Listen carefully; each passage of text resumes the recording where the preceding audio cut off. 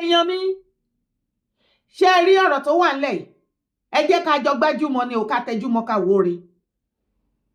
Àwọn Eze Ndigbo àwọn elders àwọn ọmọ Ibo ní ilẹ̀ Ibo ní South East lọ́hùn wọ́n ti issue communique wọ́n debunk wọ́n disclaimer wọ́n kò sí nǹkan tó ń ṣe tán wípé kò sí nǹkan tó ń jẹ́ Eze Ndigbo outside ilẹ̀ Ibo mọ́ wọ́n ti cancel ẹ̀. There is nothing like Eze Ndigbo mọ́. Àwọn Yorùbá Aláàfẹ́ báwo lẹ ṣe máa fi gagbága pẹ̀lú ọba wa nílẹ̀ Yorùbá? Aláàfẹ́ bó ti jẹ́ wípé àwọn other part of Yorùbá land àwọn state tó kù àwọn kábíyèsí tó wà ń bẹ àwọn láìkì kí àwọn Eze Ndigbo kan máa fi gagbága pẹ̀lú palace wọn bẹ̀ ṣùgbọ́n ní Lagos state wọn láwọn ò fẹ́ ṣùgbọ́n ibi tó yẹ èmi lẹ́nu dé ni wípé ọ̀pọ̀n wípé àwọn elders wọn wọ́n condemn ẹ̀ kan stop ẹ̀ láti máa ṣe káàkiri gbogbo ìlú onílùú tán bá lọ lẹ́yìn èyí tó ṣẹlẹ̀ ní Ghana. Àwọn ọmọ Ibo láwọn ò ní gbọ́ wọn nígbà ò nǹkan tí Yorùbá láwọn ò fẹ́ yẹn wọn náà gangan làwọn fẹ́ máa ṣe bá a bá fẹ́ kò káyé ẹ jẹ́ ká sáré débẹ̀. Eze Ndigbo of Badagry West. Some of our friends from the southeast just love to be provoking and insulting the sensibilities of their host communities. And when the host communities rise up against them, their noises will be, they hate us. How do people travel 709 kilometers away from their own ancestral homeland and be aspiring to supplant the traditional rulership and cultural heritage of their host community? Ìyẹn ni òye mi. Ẹ kúrò ní Far East, ẹ wá sí South West níbí. Ẹ wá fọwọ́ lálẹ̀ pé nǹkan tá láàfẹ́ yẹn gogogo lẹ fẹ́. The same thing lẹ ṣe ní Ghana. Everywhere tẹ́ bá wà, ẹ fẹ́ máa fọwọ́ lálẹ̀ fáwọn tẹ́ bá bá ń bẹ àwọn oní nǹkan bẹ. What kind of woman be na you? Tọ́ bá wá dìde tì yín. Ìṣẹ́jú kan wọ́n máa like victim card bàjẹ́. Ndigbo, they hate us, they don't like us, we don't know what we do. Ẹ̀yin lẹ́dẹ̀ máa forí jálẹ̀ agbọ́ntágbọ́n bá wá ta yín. Ẹ wá máa sọ pé kọ́ wá wò yín o. Badagry West Council stop unauthorized Eze Ndigbo Palace project. The Badagry West Local Council Development Area, LCDA, has suspended the ongoing Eze Ndigbo Palace project described as unauthorized and contrary to the laws of Lagos State. The action, according to a statement signed by the Mesewaku M. Stephen, head of Legal Services Unit, follow report of a letter issued on the name of Ohaneze Ndigbo Traditional Ruling Council, Badagry West LCDA, soliciting public funds for the construction of a new palace and promoting the title Eze Ndigbo of Badagry West LCDA. Àwọn àgbààgbà wọn Ohaneze nílẹ̀ Ibo wọ́n ti issue ọ̀rọ̀ síta wípé wọ́n ti cancel kò sí ọmọ Ibo tó gbọ́dọ̀ fi àyè gbà ní yàtọ̀ fún ilẹ̀ Ibo all over the world kò sí nǹkan tó ń jẹ́ ọmọ Ibo ń jẹ́ Eze Ndigbo. Ẹ̀yin Yorùbá ẹ má gọ̀ torí ọ̀pọ̀lọpọ̀ wa máa ń ṣe bí dìdìrín gbà mí. Àwọn leaders elders wọ́n ti condemn ẹ̀ ní ilẹ̀ Yorùbá wọ́n dẹ̀ sì ń jẹ́ ẹ̀dẹ̀ dúró ẹ̀dẹ̀ ń wò bí ọ̀bọ.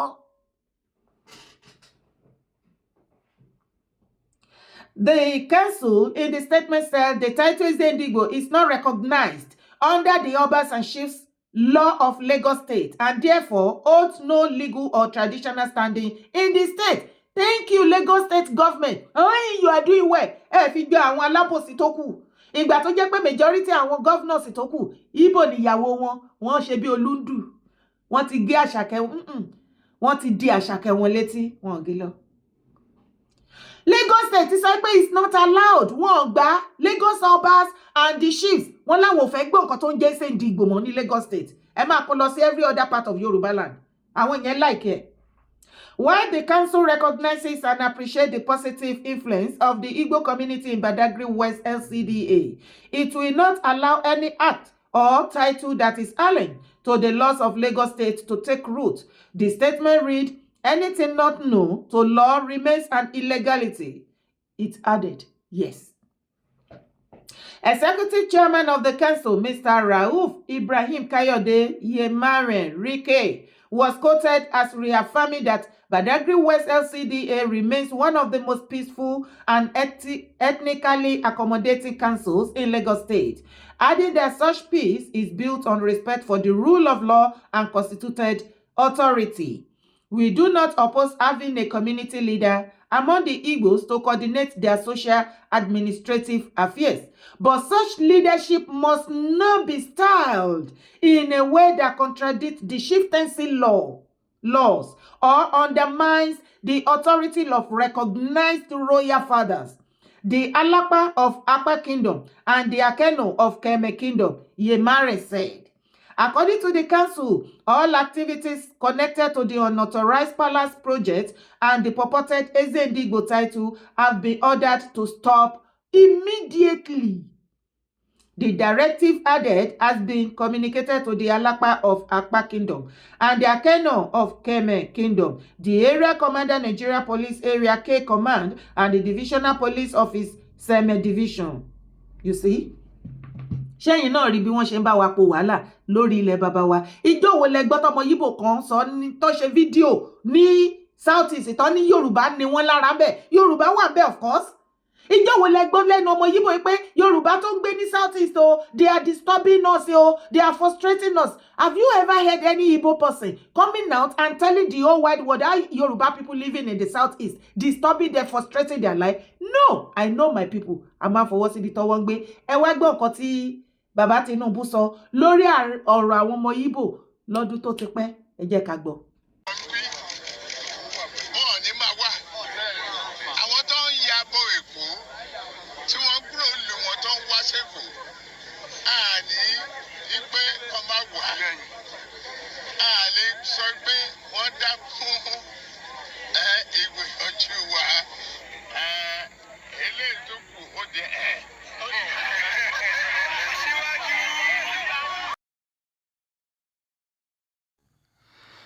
Bọ́lá Ahmed Tinubu ó mọ̀ pé Yíbò Haúsá ó mọ̀ pé wọ́n ba Èkó jẹ́ o.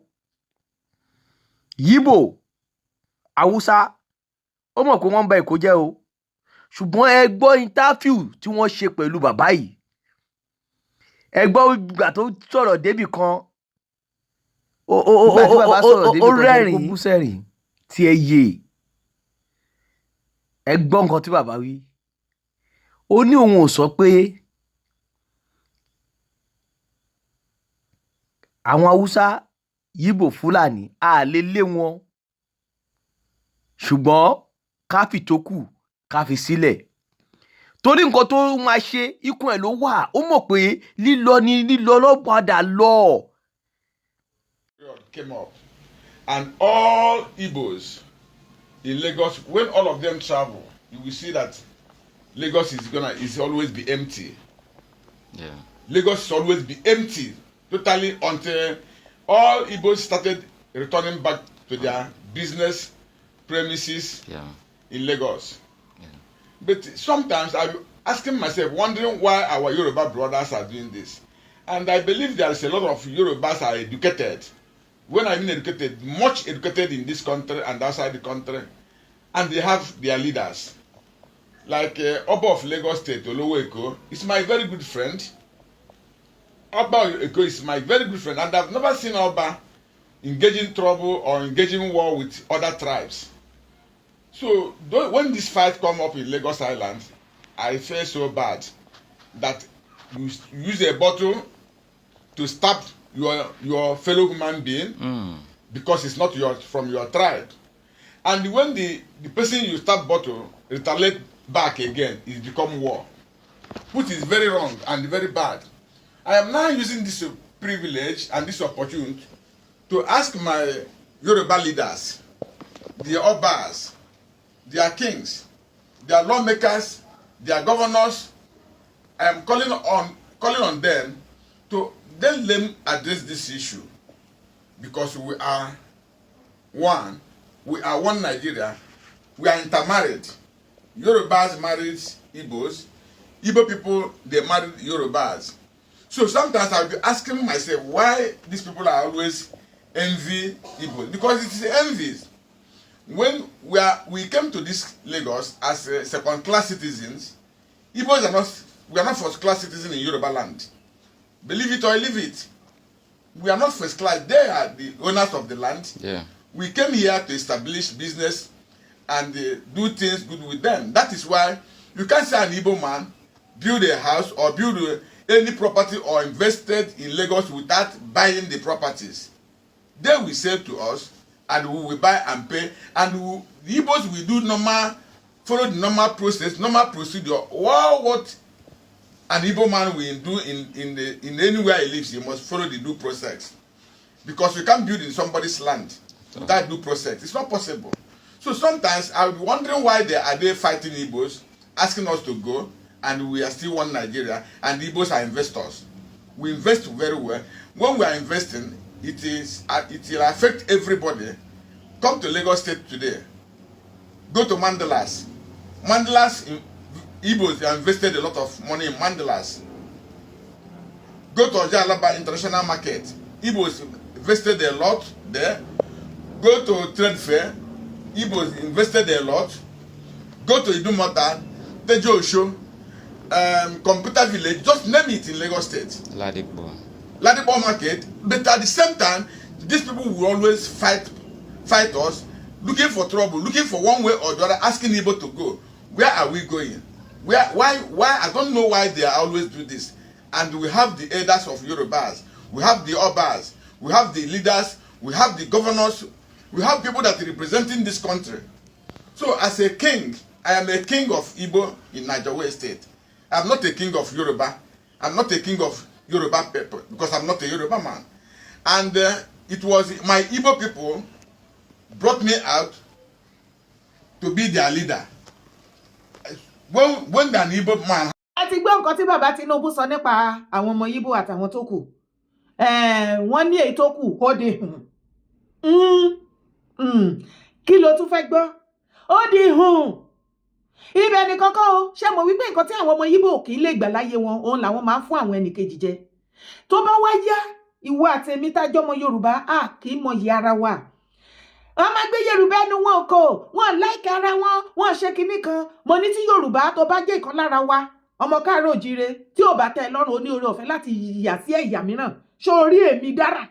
Ẹ̀yà káàárọ̀ oòjíire tí mo ti wá, I am super proud of it. Bàbá ṣe wù ká ṣe wá rí tó, mo gbà wá bẹ́ẹ̀. I love us like that. Ìwọ ló dẹ mọ̀. Tí ó bá wá jẹ́ bẹ́ẹ̀, Sowore tó lóun fẹ́ organize protest fún release Nnamdi Kanu kúrò lẹ́gbẹ́ ẹ̀wọ̀n tó fi sí tí Nigeria government fi sí. Àwọn àgbààgbà ọmọ Igbo wọ́n ti fi warning, bàbá ńlá warning burúkú, wọ́n ti fi wọn ránṣẹ́ sí Sowore wípé kí ló kàn ẹ́? Kí ló kàn ẹ́ nínú ọ̀rọ̀ Nnamdi Kanu? Ṣé wo àwọn, ṣé ìwọ ló fẹ́ lọ bá wọn release ẹ̀ bẹ́ẹ̀? Ṣé àwọn tí wọ́n jẹ́ ọmọ Igbo tó jẹ́ ọmọ Igbo tó tún jẹ́ àgbààgbà, ṣé wọn rí wípé ó wà lọ́gbà ẹ̀wọ̀n ni? Mo ń bọ̀ jẹ́ sáré gbé ẹ débẹ̀ ọmọ ìyá mi. Final warning to Omoyele Sowore, Joe Igbokwe.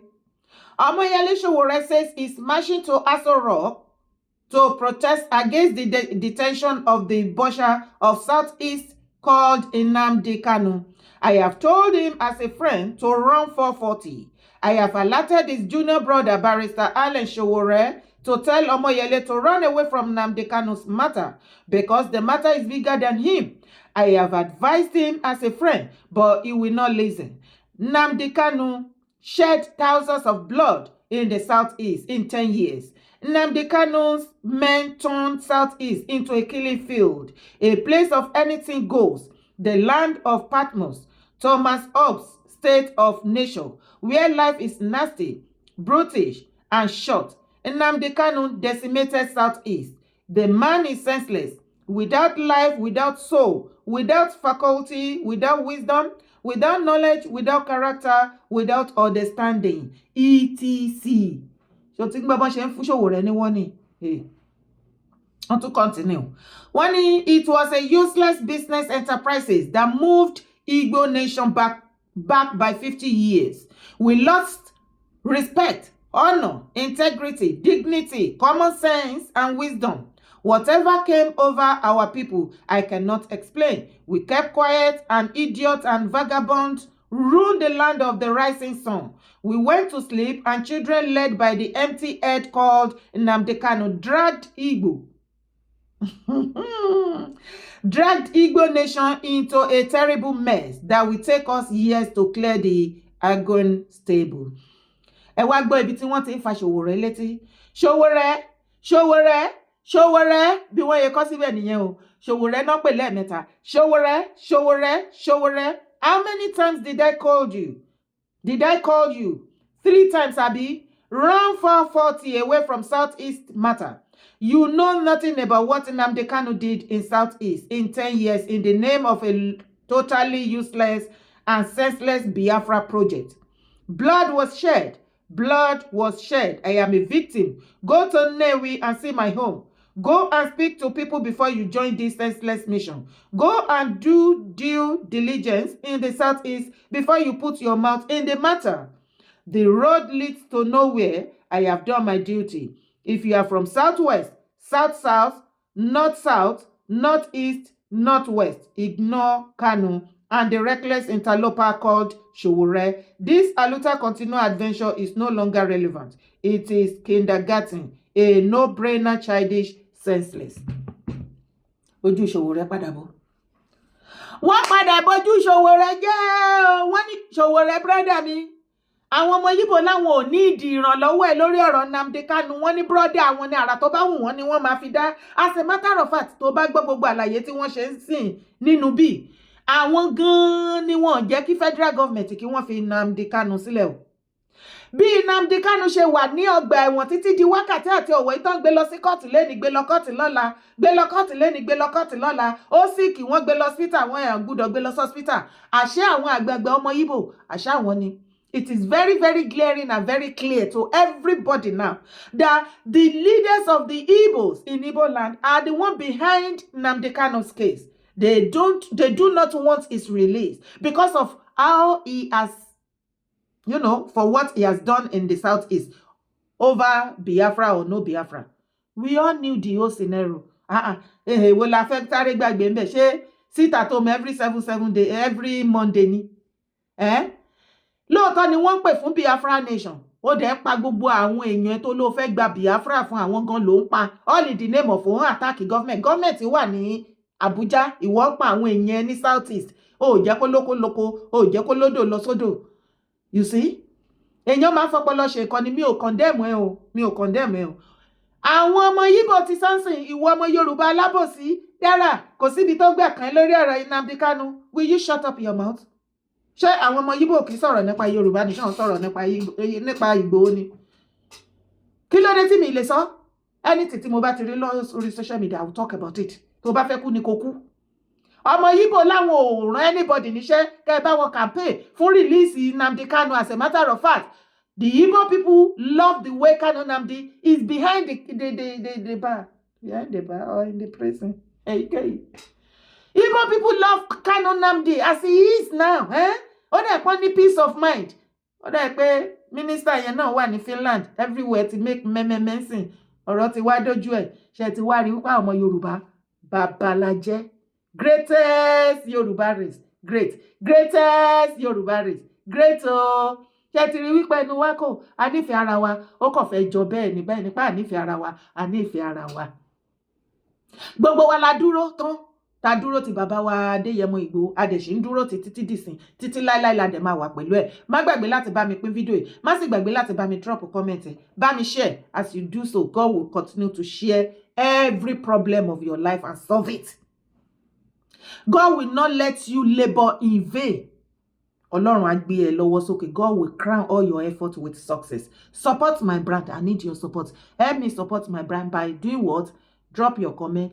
Thumb up, like the video, help me share the video, support me financially, support my vendor, Binas Case and Spa patronizer. Thank you for doing so. Ire o, kabiti.